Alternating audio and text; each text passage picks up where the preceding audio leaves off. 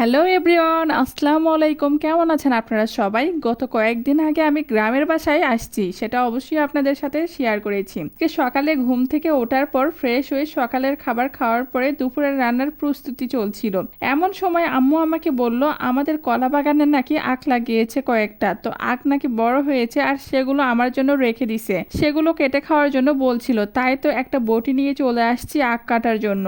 এইদিকে এসে আমি খুঁজতেছিলাম কই আখ লাগাইছে, তো অবশেষে পেয়ে গেলাম। আখ দেখে তো আমি অবাক হয়ে গেছি যে কোনো যত্ন ছাড়াই এত বড় আখ কেমনে হলো। আসলে আমি ক্যামেরাতে আপনাদেরকে ঠিকভাবে দেখাতে পারছি না, আর আপনারা হয়তো বা বুঝতে পারছেন না, জানি না। তবে সত্যি কথা বলতে এত বড় হয়েছে আখ দেখে তো খুব খুশি হয়েছি।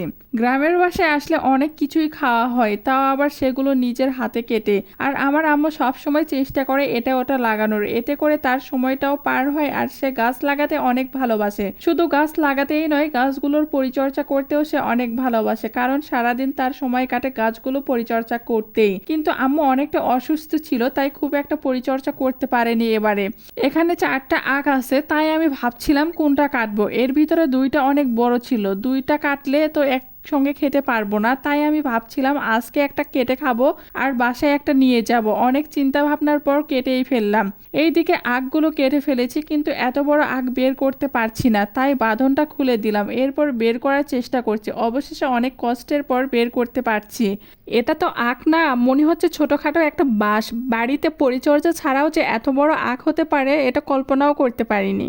এত বড় আখ দেখে তো আমি মহা খুশি, এই প্রথম নিজের হাতে এত বড় আখ কাটলাম। এখানে প্রচন্ড রোদ উঠেছে গাইস, তাই মাথা প্রচন্ড ব্যথা করছিল। তাই আমি ভাবছি এগুলো পরিষ্কার আমি বাসার ভেতরে গিয়ে করব, তাই আমি জাস্ট এগুলো ছোট ছোট করে কেটে নিচ্ছিলাম। আমার আম্মু সব সময় আখ খেতে বললেও আখের যেই মাথাটা থাকে সেটা খুব যত্ন করে রেখে দিতে বলে, কারণ সে এটা আবার লাগাবে। তার জন্য সেটা আমি খুব সুন্দর করে কেটে সাইজ করে রেখে দিছি। সবগুলো আখ খুব সুন্দর করে একই সাইজে করে কেটে নিচ্ছি, কেউ যেন খেতে গিয়ে বলতে না পারে এটা ছোট হয়েছে ওটা বড় হয়েছে। বিশেষ করে ছোটবেলায় এটা নিয়ে অনেক ঝামেলা হতো। আমার দাদা যখন বাজার থেকে খাবার জিনিস নিয়ে আসতো সেগুলো বেটে সবাইকে দিত, কিন্তু আমি সব সময় দেখতাম যে কোনটা বড় সেটা নিতে হবে। কিন্তু এখন আর সেইগুলো করতে হয় না, কারণ এখন আমরা সবাই যে যার মতো সেপারেট হয়ে গেছি।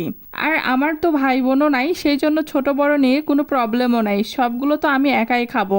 এই রোদের ভিতরে আর থাকতে পারছি না গাইস, বাসায় যাওয়ার আগে আখগুলো বেঁধে রেখে যাব, তা না হলে দু পাওয়া শিয়াল এসে আবার সবগুলো আখ চুরি করে নিয়ে যাবে। বর্তমানে 2 পাওয়া শিয়াল বেড়ে গেছে গাইস। আমাদের ছোট্ট বড়ই গাছটা দেখাতে আসলাম, অনেক বড়ই আসছে, কিন্তু ভাগ্যে আছে কিনা আমি জানি না, কারণ গতবারও গাছে বড়ই ধরছিল। আর এই গাছের বড়ইগুলো খেতে অনেক মজা, কিন্তু যাওয়া হয় না, সেই জন্য টাইম মতো খাওয়াও হয় না।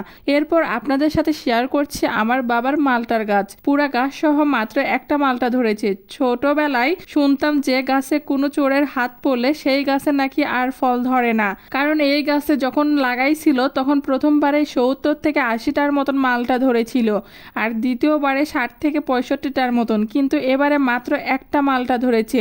এই লেবু অনেক ছোট ছোট হয়, এটাকে কট লেবু বলে। সারা বছর এইরকম গাছ ভর্তি লেবু ধরেই থাকে।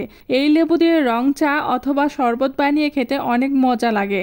আবারও দেখা হবে নতুন একটা ভিডিওতে। আজকে এখানেই বিদায় নিচ্ছি, খোদা হাফেজ।